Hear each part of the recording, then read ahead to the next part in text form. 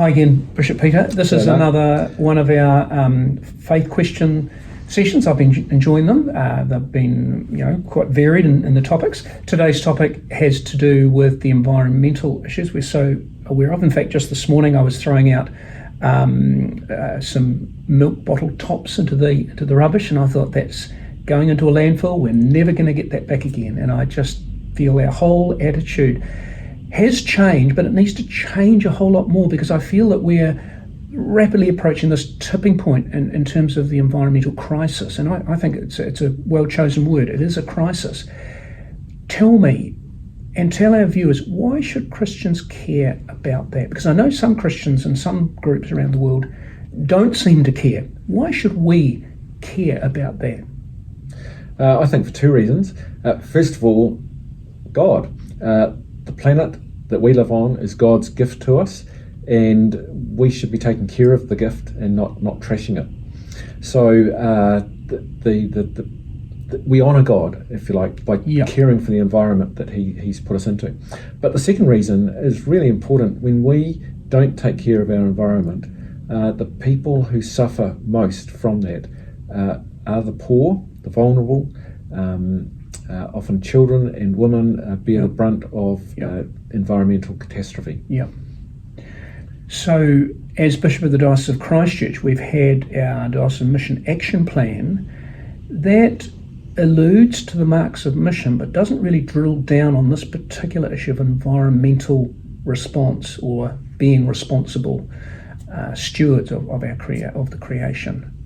How would you frame the issue for vicars and local parishes and even individual Christians in terms of our sense of mission in the world?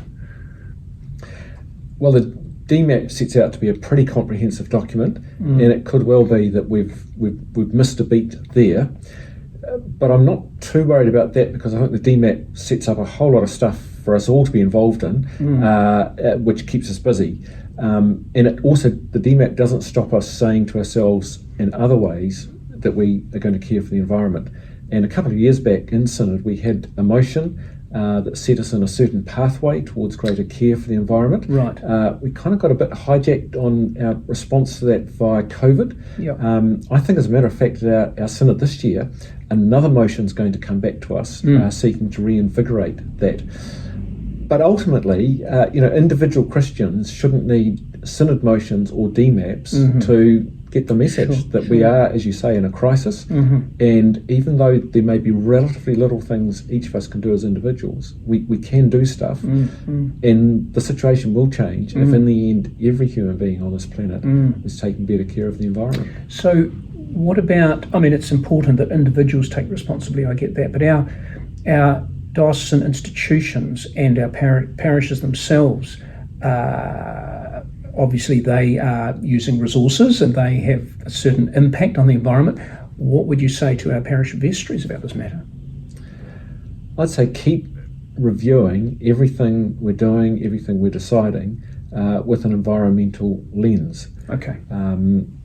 Do we need to, for example, gather physically as often as we're doing? Could we have, say, every second meeting as a Zoom meeting? So we don't have to get out in our cars to drive to church for the meeting. We don't have to turn in the middle of winter, the heater's on in the hall. Sometimes 12 people meet in a larger room, which takes a lot of heating.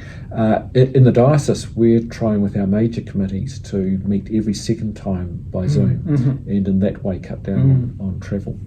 And I believe there's such a thing as a carbon audit that could be undertaken, and that can be helpful at identifying things that could be improved. I think a carbon audit would be really helpful. As churches, we like words. Words often get printed on paper.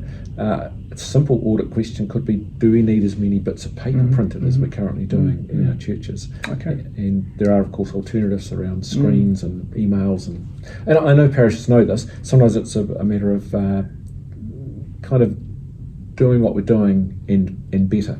Sure. Sometimes change is painful, and I suspect one of the reasons we're not grappling with the environmental issues in the way we ought to is because it's going to cost us something. What would you say to Christians who are sort of weighing up that cost cost of living differently. I think you're absolutely right to talk about this is costly. When you think about shifting, say, our patterns, and I include myself in this, of using a motor vehicle to a carbon zero modes of transport within 10 to 20 years, the change in our society is going to be absolutely massive. One thing Christians might be quite good at, because we know Jesus calls us to live sacrificially, is to at least have a mindset that can cope with the thought that we may have to make huge changes and costly changes to the way we're living in the next few years. So maybe we need to frame it up through the lens of discipleship, as a way of seeing this as a spiritual and moral response that we have.